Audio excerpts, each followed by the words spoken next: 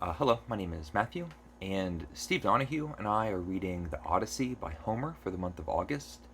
And this week we read books 13 to 18, and now we're in the second half of the book.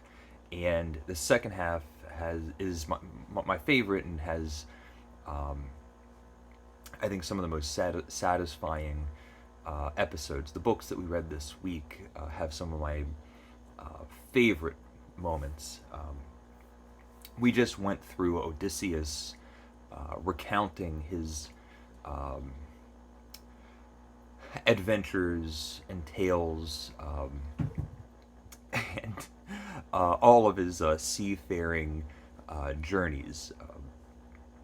The Cyclops and going into the underworld and all these tall tale, fantastical um, stories that Odysseus is telling us. And all the while, the main story is Odysseus getting back home after um, the long span of the Trojan War. 10 years um, at war, and then nearly as many years have gone by, and Odysseus still isn't at home.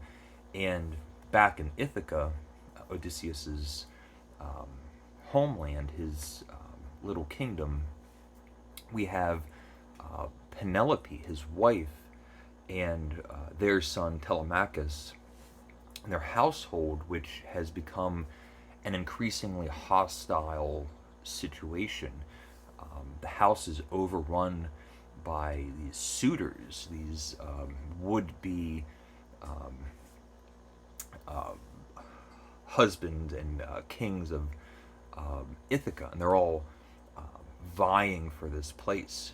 Penelope has um, her own scheme of um, putting everybody off, but still kind of in um, keeping everyone thinking that very, very soon a decision is going to be made, with her loom and then unraveling it at night.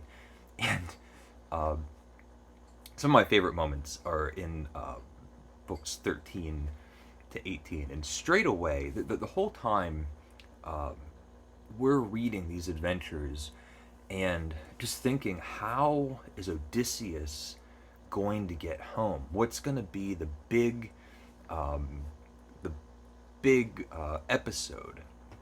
Like, there's going to be um, like lightning and fireworks when Odysseus finally storms the beaches of his homeland, and instead he's practically just washed up ashore while he's asleep.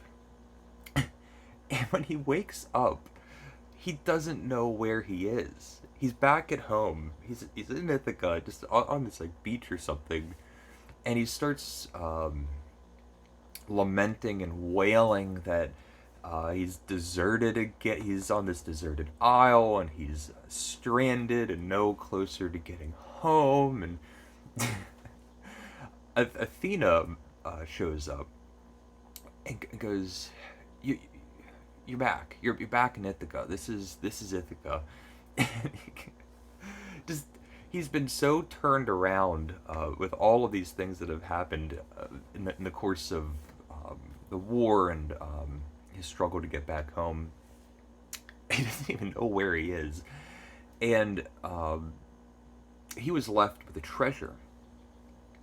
And Athena has been his guardian and guide throughout the Odyssey, and so she hides the treasure so nobody can find it. And Odysseus is learning that there's trouble at home, and so Athena puts a spell on Odysseus and turns him into an old, ratty, raggedy beggar man, scraggly beard and worse for wear and weak and sickly, as a disguise, so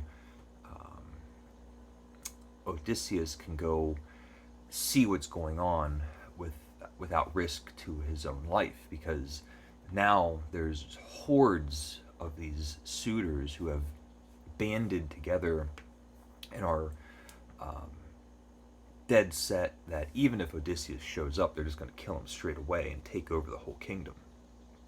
And um, the first person that Odysseus encounters is the swineherd. His name is Eurymaeus, and it's one of my favorite encounters in the whole book. I'm sure there's several moments that I know must be some of Steve's favorites, mainly for the dogs.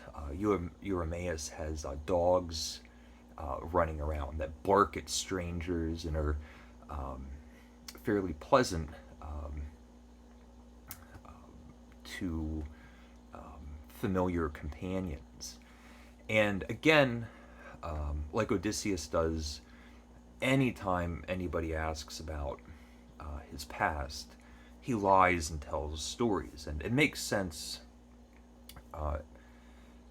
in the context that now Odysseus is in disguise and doesn't want to give away his identity. And so he tells a tall tale to Eurymaeus, and they exchange stories. But there's so many great details with Eurymaeus's personality and character traits. Character traits that, through all the time that we've spent with Odysseus, are looked up upon. These are things like hospitality and generosity, welcoming strangers. Throughout all of Odysseus's tales, there's been this common thread, this famous Greek hospitality. Odysseus has been going to all of these strange lands and always seems to work under the assumption that he's going to be welcomed with friendliness. And they're serving food and they have wine.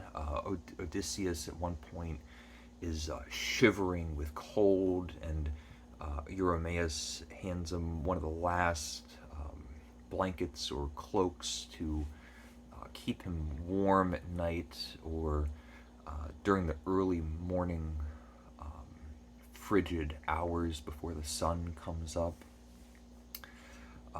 The suitors are frenzied with hostility and this ever mounting preparation for a big change that's coming. They don't want to be in this situation indefinitely. There needs to be a takeover of the household. And not only did they practically want to kill Odysseus on sight, but Telemachus went off in search of his father.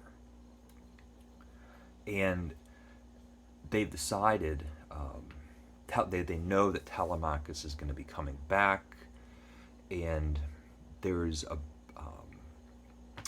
ship that wants to catch him in the pass, and Telemachus, through some help, gets back. He's now back in Ithaca, to the surprise of all of his suitors. Penelope didn't even know that he was gone for a while.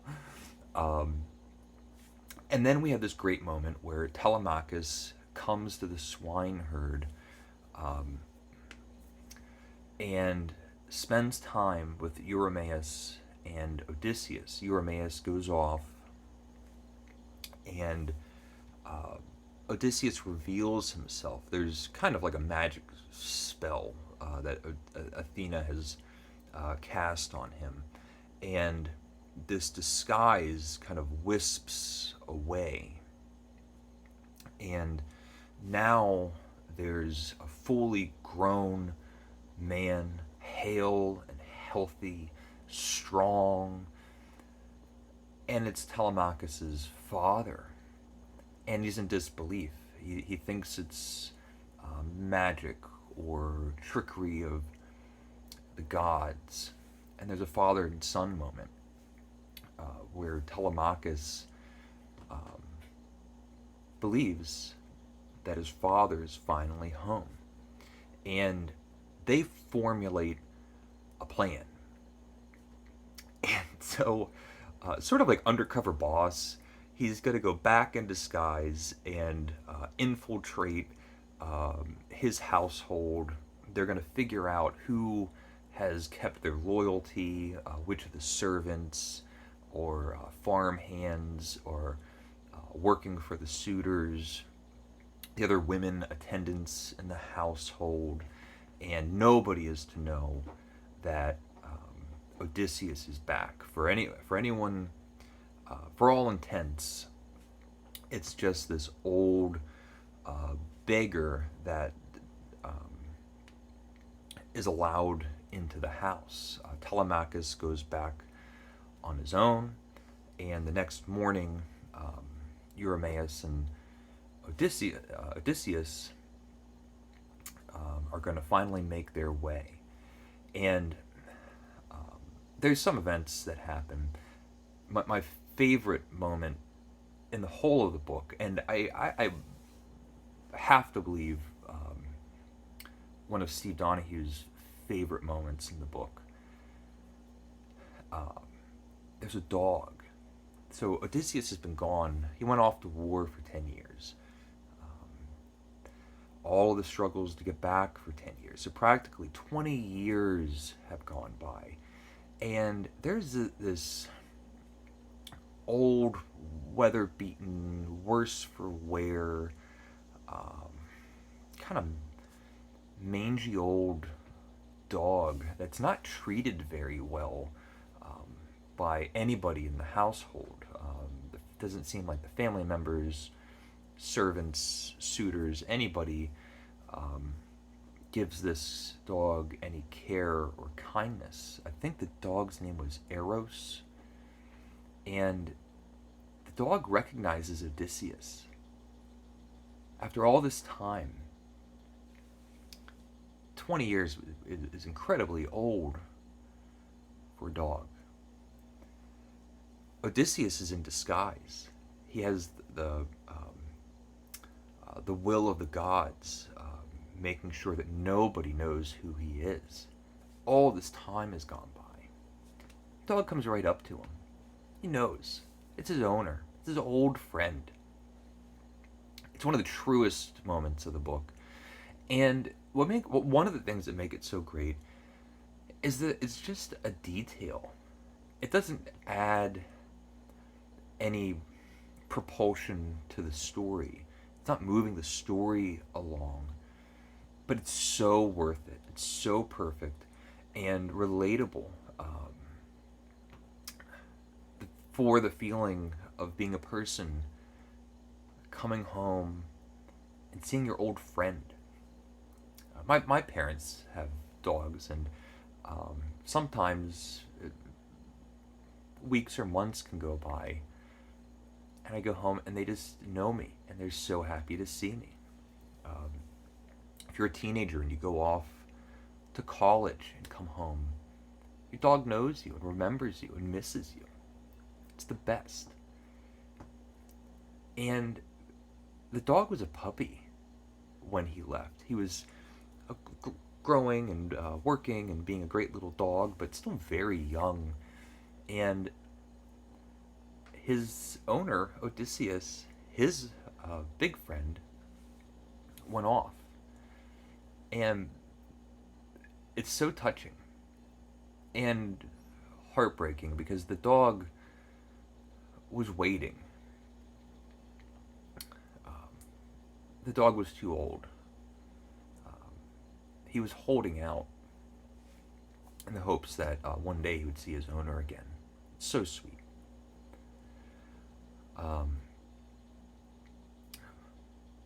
But Odysseus makes his way into the household the suitors are there, treating him just as well as they were treating this old dog, just hurling insults and not showing hospitality or any sort of welcoming nature. There's another beggar that kind of loafs and loiters around this property, and takes offense and has some resentment that now there's another beggar that might take his place. And they get into it. They're arguing back and forth. Odysseus, meanwhile, is surveying and being extremely observant and perceptive to how the people in his kingdom or in his household are just treating somebody that shows up, and almost without fail, everyone's treating him horribly, including the other beggars. And the suitors are nearly sociopathic and sick and decide, let's have them fight. Let's take these old, one's sort of like a big fat beggar, and then Odysseus is kind of a scrawny, wily old man. And they're making wagers, they're going to have bets, and they wouldn't really mind if it was even a fight to the death. One of them is going to get thrown out, one's going to be allowed to stay at the table, and they fight. And practically with like one swoop, Odysseus just sort of clocks him and drags him out of the building, and tries to give him a lesson. Just go, I'm not bothering you. Whatever you're doing is your business. You shouldn't be acting like this to anybody. And what's happening is that there's sharks circling. The tension builds up in such a fantastic way. The strangeness of the beginning of the story, if you think you're going to be reading a story of the tales of Odysseus out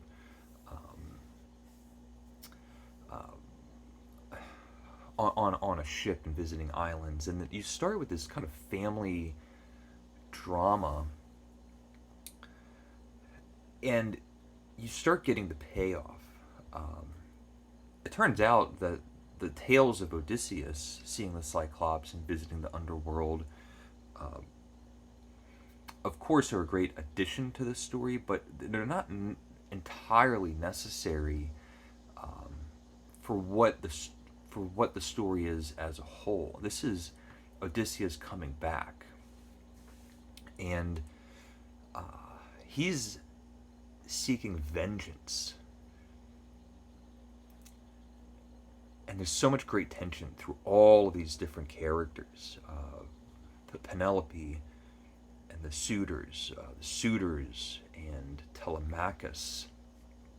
Odysseus is back. Right now, nobody knows.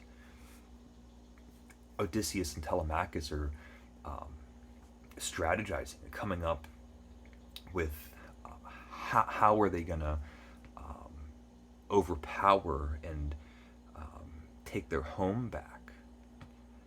And they're severely Odysseus and Telemachus are severely outnumbered. They don't even know if other people within the kingdom or the household would be on their side.